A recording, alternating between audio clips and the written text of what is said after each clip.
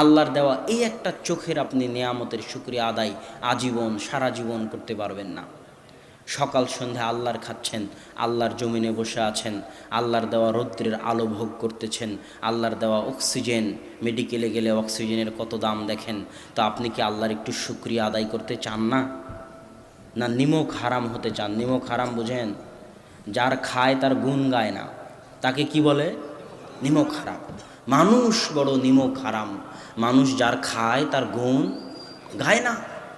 মানুষ খায় আল্লাহর, পরে আল্লাহর, জমিনে থাকে আল্লাহর, আল্লাহর সূর্য, আল্লাহর আলো, আল্লাহর বাতাস, আল্লাহর অক্সিজেন, আল্লাহর জীবন, আল্লাহর মৃত্যু, আল্লাহর চোখ, আল্লাহর নাক, আল্লাহর কান, আল্লাহর মেধা, আল্লাহর বুদ্ধি, আল্লাহর টাকা পয়সা, আল্লাহর জমি জায়গা সব মানুষ ভক্ষণ করে।